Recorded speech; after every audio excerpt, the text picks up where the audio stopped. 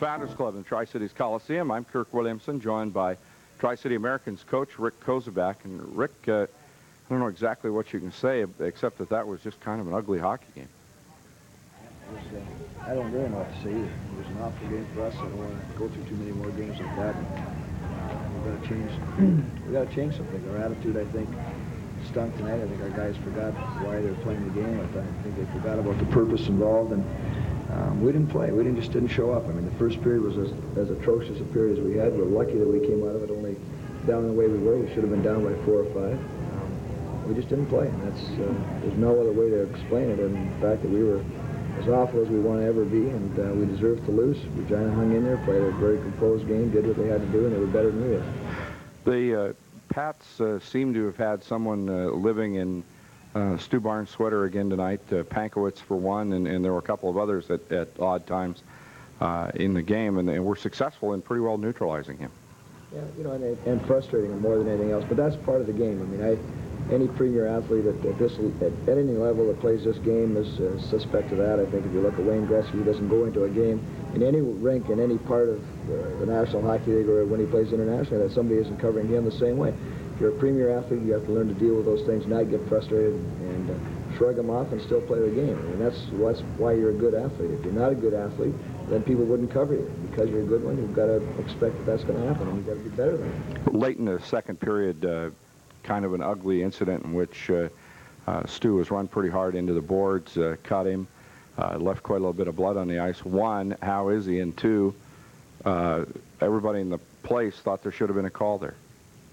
Well, he's, you know, I mean, I think he's all right. He's probably had about 12 or 15 stitches, but he's fine. I mean, the other thing was we did lose him for considerable length of time in the third period, and we didn't get him back. When we got him back, he was kind of woozy. You know, not really conscious of the game as well as he would have been had he been, you know, completely healthy. But he'll be all right.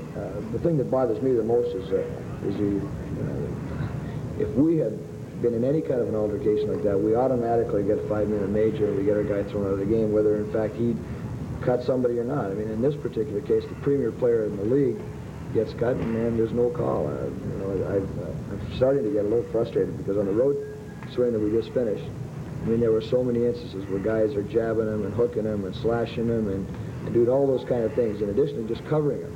Yeah, getting away exactly. with murder, and there are no calls, and one of the things that the league is, I think, trying to do, or supposedly keep telling us they're trying to do, is protect the premier athletes, because that's why the people come to watch the game. Well, I mean, if they don't start protecting the premier athletes, then what happened in the third period at the end is going to continue to happen, because guys get frustrated at the non-calls from the referees. The Americans having 15 minutes to watch Stewie being sewed up in the locker or in the dressing room at intermission, came back out with fire in their eyes, and they wanted to even things up for that incident, and it resulted in a line brawl about 4 minutes into the game, and the game just sort of deteriorated from there. Yeah, it was definitely, you know, we just didn't play well, and I think we needed a bit of a break from the official. We got it after the incident occurred. We got a bit of a break when he gave us a 5-minute advantage and a 2-minute minor. We didn't use it very well. Steve Jakes got a penalty right after that, which neutralizes things. I think that the game just got away from us. We really never came to play, and as we got some opportunities, we forgot about why we were playing, and by the end of the third period, I mean, it became a fiasco that we don't want to repeat. Rick, I know you want to go back downstairs. You got some work to do yet tonight, and look forward to the Victoria game on Wednesday night. And the Cougars are kind of in a dangerous position. They have a new coach. That is not a totally untalented team, and they're going to come in here wanting to even some things up.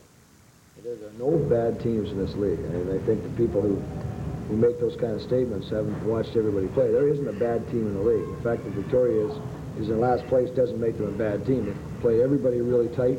They played us as close as we want to play them, and they're a good team.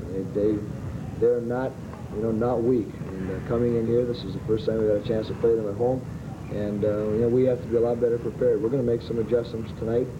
Yet, we're going to do a little work on the ice for the next hour or so. And we're going to try to change some attitudes and make people believe that this is the best place to be. Tri-City Americans coach Rick Kozuback will be back to wrap it up right after this. 5-2 in a game that really was marred by a lot of frustration, a lot of A lot of fighting. I think maybe only the Stick Boys weren't involved at one time or another. And I did notice that the two goaltenders stayed apart.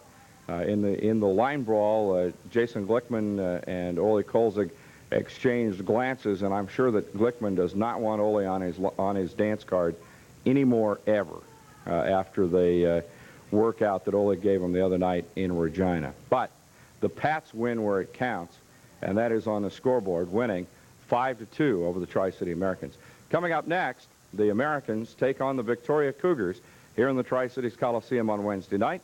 There are still some tickets available, so get in touch with the Coliseum box office right away. I'm Kirk Williamson. Thanks for listening to this Tri-Cities Radio Americans Hockey Broadcast.